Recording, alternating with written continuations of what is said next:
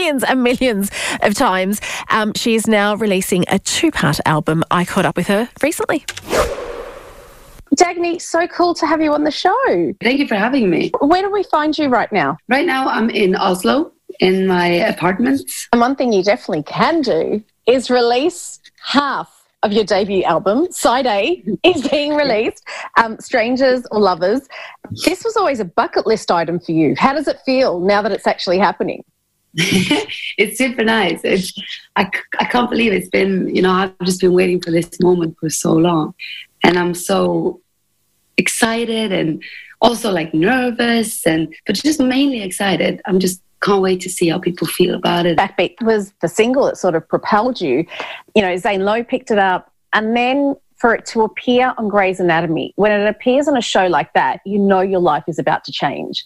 How did they get it? Like, how did you get that noticed? And then how did life change? When I think about time, I almost think about it as like before Backbeat and after Backbeat.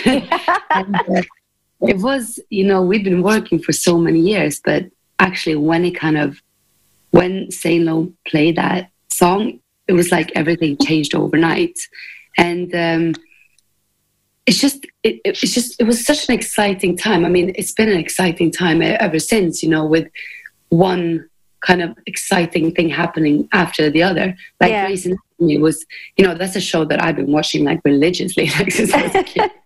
So then when your song appears, how do you feel? Well, it's just kind of surreal. It almost feels like, is this even real? It just feels kind of weird seeing that, Meredith lying on the bed with that guy and suddenly Backbeat coming on in the background. And you're just like, what?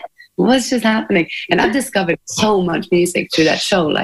And then Katy Perry hears Love You Like That, and she reworks it into Never Really Over.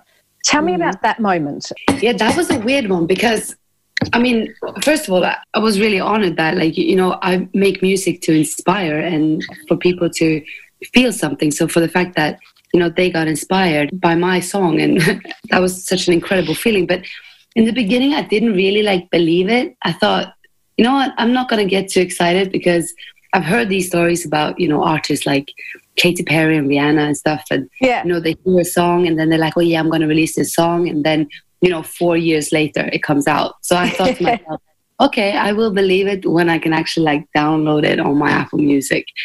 And so it was really on the release day that I finally realized, oh my gosh, I could dance around my bedroom to Never Really Over. And, when I watched the video the first time, it was so excited to see what they'd done, because I'm so used to being on the artist side of things. When things release, I already know what it's going to look like. But this time I got to be part of it, but still get all of the kind of surprise moments fans get. What's also really great about you is that it's not just the likes of Katy Perry wanting to use some of your music that gets you excited. I've been stalking you on Instagram. I love the fact that you repost fan covers of your music. Does that excite you just as much as getting the call from Katy Perry to go, I want to cover your track? You know what? It's so weird to say it, but that almost excites me even more. How can I say this in a way that doesn't sound completely wrong? But it's almost like there's no intention, there's no kind of purpose behind a fan doing that, other than they just really love the song and they take the time to sit down and make their own version of it. And I remember how that's like. I remember being, 15 and 16, or even way later in my 20s, hearing a song and being so inspired that I just need to sit down and figure out how to play it on the guitar and sing it. And that, that's so, therefore it says so much to me when a fan takes time to do that. And I get really inspired by that. When the world gets back to a place that we recognise again and we can go and travel and be in each other's company, what are your plans? I want to go on tour. Yeah. I really want to go on tour. I can't believe this summer. I remember saying the first week when Norway was on lockdown, someone said to me, what if the festival summer gets cancelled? And I was like, no. Are you kidding me? It won't get cancelled. Of course, it's ages. It's ages in the summer. And then, it got cancelled, and it was it just hit me in the stomach because I'm so used to spending the summer like doing festivals, and I love that time of the year. Yeah.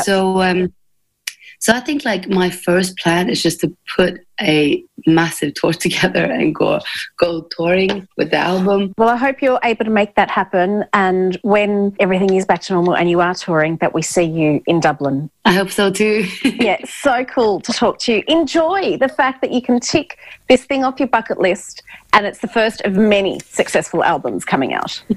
Thank you so much.